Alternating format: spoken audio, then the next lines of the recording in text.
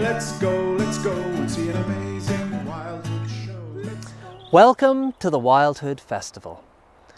I'm storyteller Owen Pilgrim, and I have a story for you called Monkey and Misery. So one day, Monkey was sitting around up in the tree, as he often did. If he wasn't playing, he was relaxing.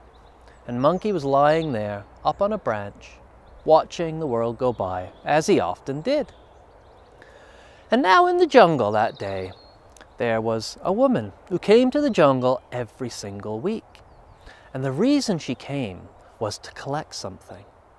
Do you know what that might be? I'm not sure if you do, because what she came to collect was honey. She knew where the wild bees lived, and every now and then she would go and see if there was enough honey.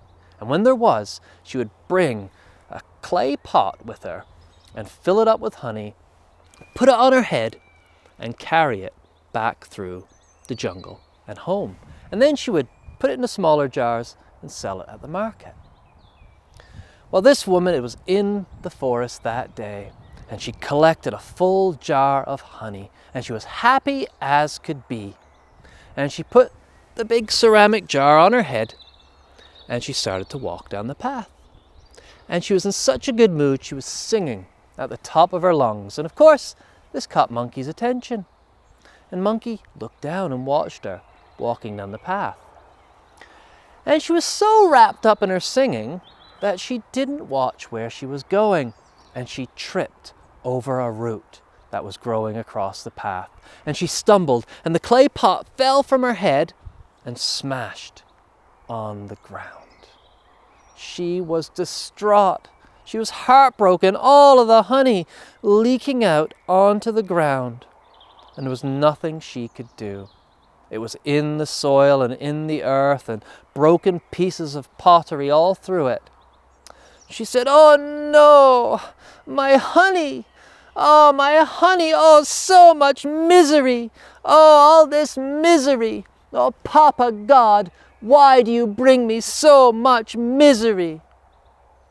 And there was nothing more she could do but walk off and go back home and come back another day for more honey. But as you know, Monkey had seen all of this happen. So when she was gone, Monkey climbed down from the tree and he went over to where the broken pot lay on the ground and saw all this shiny golden liquid gooing out into the ground. Monkey'd never seen anything like it before. So he looked at it, and then he touched it, and then he licked it. Monkey liked what he tasted, and so Monkey got his fingers into it and licked them clean. And then he stuck his hands in it and licked them clean. And then he had it all over his face, and he licked every bit up that he could. And he even picked up the broken pieces of the pot and licked them clean until every drop was gone.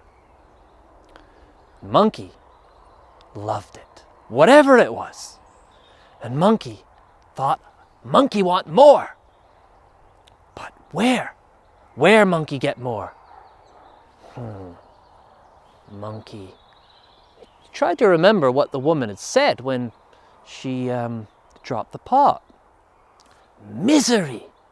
Monkey want misery! But where Monkey get misery? Papa God! Papa God bring Monkey misery! And so the monkey went off to find out where this Papa God lived. And so he started to ask the other monkeys, but they didn't know. So he climbed up a tall tree, and there were some of the birds, and the birds seemed to know all the news of the forest. And so he asked the birds, and the birds said, "Oh yes, Papa God lives at the top of the tallest tree."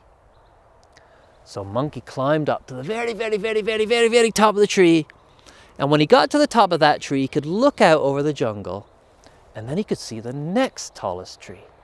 So he went to that tree, jumping from branch to branch until he reached it, and then he climbed all the way up. And when he got to the top of that tree, he looked and he could see an even taller tree that stretched up beyond the clouds. So Monkey swung through the jungle until he got to that tree, and he climbed all the way up to the top, to the very, very topmost branches, way above the clouds. And there, the top of the tree was flat, and there was a little hut. And outside the hut there was a hammock, and in that hammock there lay a big man, Papa God.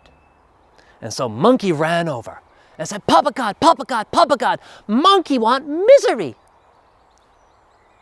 Papa God looked down at this strange little creature and said, "Monkey, what did you say?" Monkey said, "Papa God, Monkey want misery." "Are you sure?" said Papa God. "Yes, Monkey love misery. Monkey want lots and lots and lots of misery."